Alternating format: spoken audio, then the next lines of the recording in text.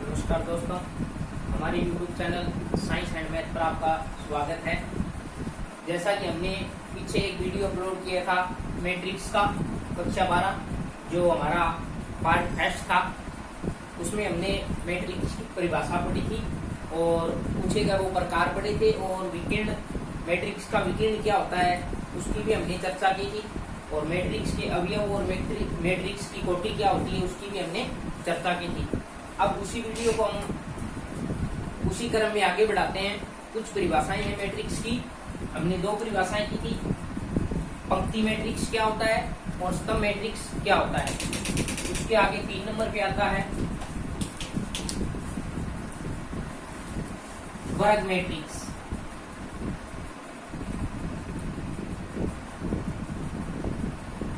वर्ग मैट्रिक्स ऐसा मैट्रिक्स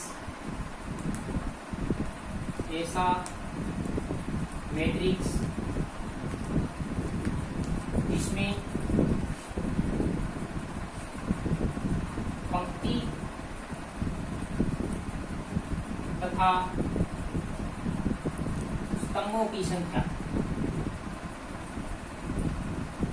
पंक्ति तथा स्तंभों की संख्या समान होती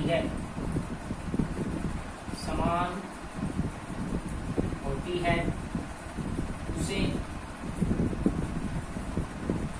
वर्ग मैट्रिक्स कहते हैं।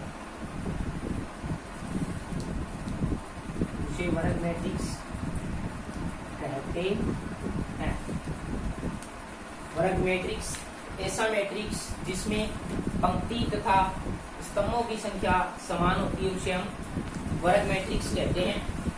एग्जाम्पल से समझे, जैसे मैं कोई मैट्रिक्स दे रहा हूं, जैसे कि हमने एक मैट्रिक्स की ली है, ये हमारा मैट्रिक्स है। तो हमने परिभाषा में पढ़ा है कि जिसमें पंक्ति तथा स्तंभों की संख्या क्या होती है, समान होती है। देखो पंक्ति देखें तो ये R1, ये R2 और ये R3, 3 पंक्ति होगी।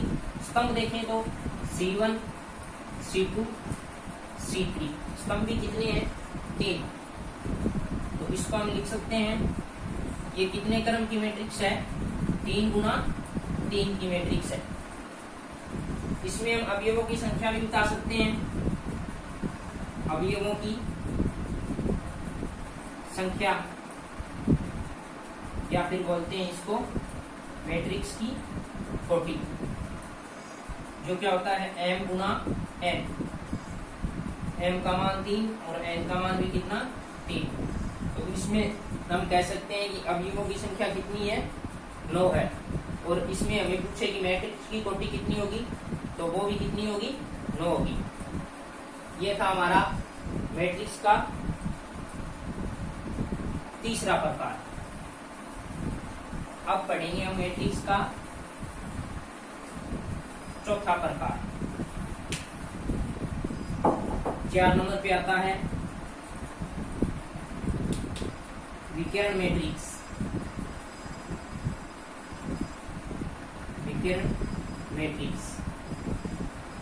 ऐसा मैट्रिक्स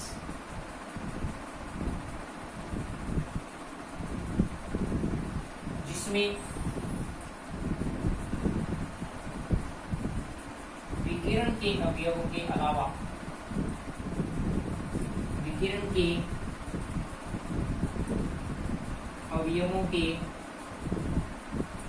अलावा शेष सभी अवयव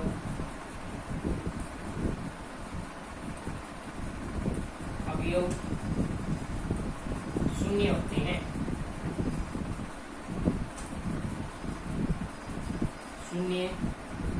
हैं। उसे विकर्ण मैट्रिक्स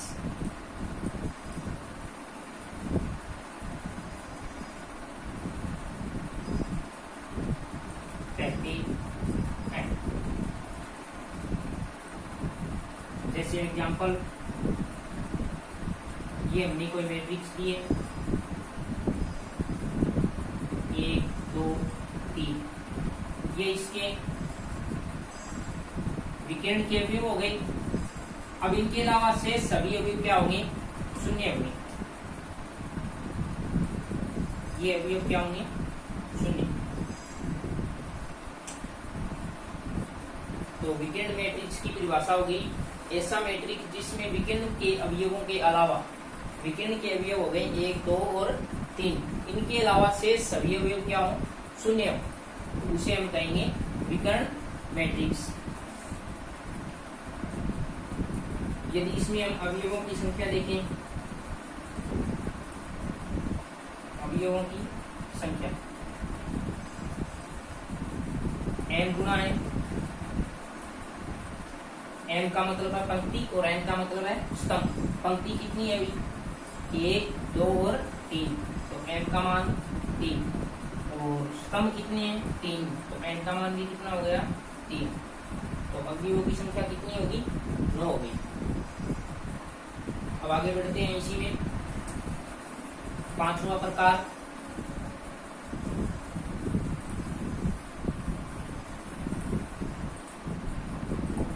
पांच नंबर में है शून्य मैट्रिक्स।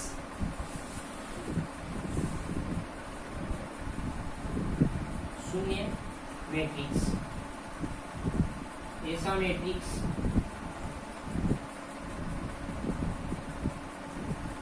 जिसके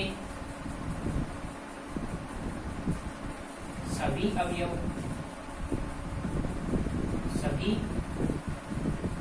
अवयव क्या हो?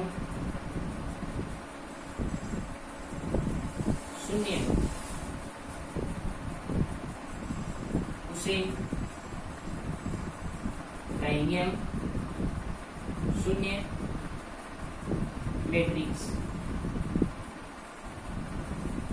एग्जाम्पल से समझे, जैसे मैंने मान लिया ये कोई ओ मैट्रिक्स है जिसके सभी अवयव क्या होंगे? शून्य होंगे। इसका क्रम देखें तो 2 गुना 2 का क्रम। तो शून्य मैट्रिक्स जिसके सभी अवयव क्या हो? शून्य हो, उसे हम शून्य मैट्रिक्स कहते हैं। ये हमारा 5 नंबर का प्रकार था। अब इसी में 6 नंबर प्रकार देखते हैं। 6 नंबर पे आता है इकाई मैट्रिक्स। इकाई मैट्रिक्स ऐसा मैट्रिक्स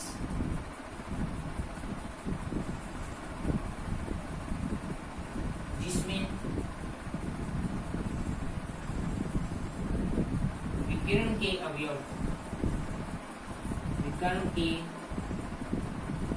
अवयव समान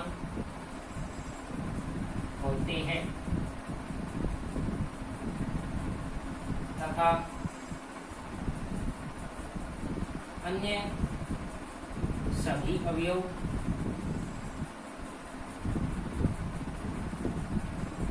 शून्य होते हैं, उसे हम क्या कहेंगे? इकाई मैट्रिक्स। उदाहरण से समझे तो ये हमारा कोई मैट्रिक्स है, इसमें ये विकर्ण के अवयव हो गए। विकर्ण के अवयव क्या होंगे? समान होंगे। 1 की जगह 2 भी हो सकता है, 3 भी हो सकता है, लेकिन देखो नाम से पता चल रहा है इकाई। इकाई मैट्रिक्स का मतलब, इकाई का मतलब क्या होता है? 1। तो विकर्ण के अवयव वो क्या होंगे? 1 1 होंगे। ये सभी क्या हो गए? विकर्ण के अवयव।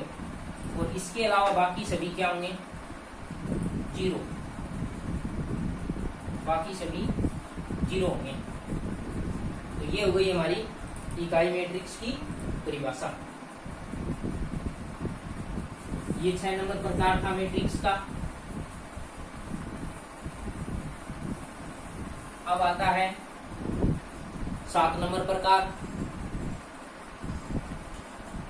अदिश मैट्रिक्स। अदिश मैट्रिक्स देखो इसकी परिभाषा में जो हमने विकर्ण मैट्रिक्स की परिभाषा पढ़ी और जो हमारी इकाई मैट्रिक्स की परिभाषा है, उन दोनों की परिभाषा से मिलाकर हमें अदिश मैट्रिक्स की परिभाषा है वो प्राप्त होती है। कैसे? देखो, ऐसा मैट्रिक्स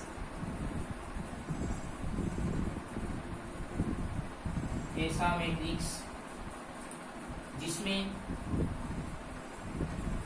विकर्ण के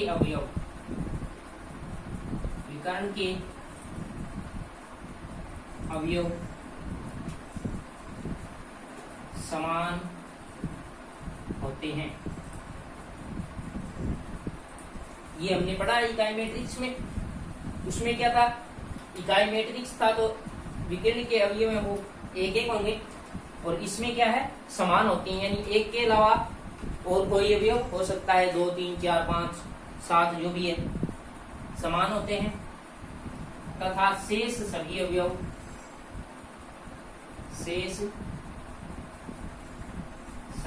अवयव क्या होंगे? शून्य होंगे। शेष सभी अवयव क्या होंगे? शून्य होंगे। एग्जाम्पल से देखें तो ये कोई मैट्रिक्स है हमारा ए। अब इसके विकर्ण के अवयव हो गए 2, 2, 2, क्योंकि एक एक है वो तो इकाई मैट्रिक्स में हो गया। इसमें 2, 3, 4, 5, 7 कुछ भी हो सकता है, और शेष सभी अवयव क्या होंगे? शून्य। तो ये अवयव क्या हो जाएंगे? शून्य हो जाएंगे। इसमें और भी ले सकते हैं हम एग्जाम्पल, जैसे ये हमारे विकर्ण के अवयव हो गए 3, 3, 3, और बाकी सभी अवयव क्या होंगे? 0, 0। तो इस प्रकार हमें अदिश मैट्रिक्स की परिभाषा है वो विकर्ण मैट्रिक्स और इकाई मैट्रिक्स को मिलाने से प्राप्त होती है। ये हो गया 7 नंबर प्रकार मैट्रिक्स का। अब मैट्रिक्स का 8वां प्रकार आता है। देखते हैं 8वां प्रकार क्या है। 8वां प्रकार है त्रिभुजाकार मैट्रिक्स। त्रिभुजाकार मैट्रिक्स। अब त्रिभुजाकार मैट्रिक्स भी है वो 2 प्रकार की होती है। नंबर 1 पे आता है ऊपरी त्रिभुजाकार। ऊपरी त्रिभुजाकार। और नंबर 2 पे निम्न त्रिभुजाकार। अब देखो, पहले पढ़ेंगे ऊपरी त्रिभुजाकार क्या मैट्रिक्स क्या होती है। जैसे मैंने मान लिया कि कोई मैट्रिक्स ए है,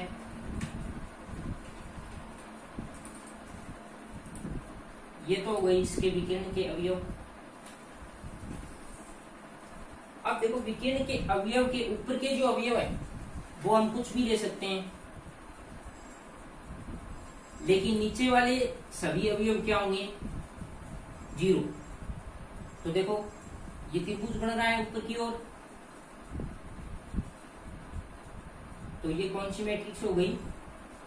ऊपरी त्रिभुजाकार मैट्रिक्स हो गई। कौन सी मैट्रिक्स? ऊपरी त्रिभुजाकार मैट्रिक्स। अब बात करें निम्न त्रिभुजाकार मैट्रिक्स की। मान लिया हमने कि मैट्रिक्स बी है कोई, इसमें ये हो गए हमारे विकर्ण के अवयव हो गए। अब देखो, जस्ट इसका उल्टा है। ऊपरी त्रिभुजाकार में हमने विकर्ण के ऊपर के अवयव हमने कुछ भी लिए थे, और नीचे वाले सारे अवयव क्या हो गए? शून्य हो गए। अब देखो, निम्न त्रिभुजाकार में नीचे के अवयव हम कुछ भी ले सकते हैं। जैसे हमने ले लिया 3, 4, 6, लेकिन ऊपर के सभी अवयव क्या होंगे? शून्य होंगे। ऊपर के सभी अवयव क्या होंगे? शून्य। तो देखो, ये एक त्रिभुज बन गया नीचे, तो ये किसकी परिभाषा हुई? निम्न त्रिभुजाकार मैट्रिक्स की। तो ये 8 प्रकार हमने पढ़ लिए हैं मैट्रिक्स के। अब इसके बाद में हम इसके एग्जाम्पल है वो स्टार्ट करेंगे। आप हमारे चैनल पर बने रहिए, हमारे चैनल को शेयर, लाइक एंड सब्सक्राइब जरूर करें और आपको लगातार वीडियो मिलती रहेंगी। कक्षा 10 की और कक्षा 12 साइंस की वीडियो आपको लगातार मिल रही है, इसी क्रम में आगे भी आपको मिलती रहेगी। धन्यवाद।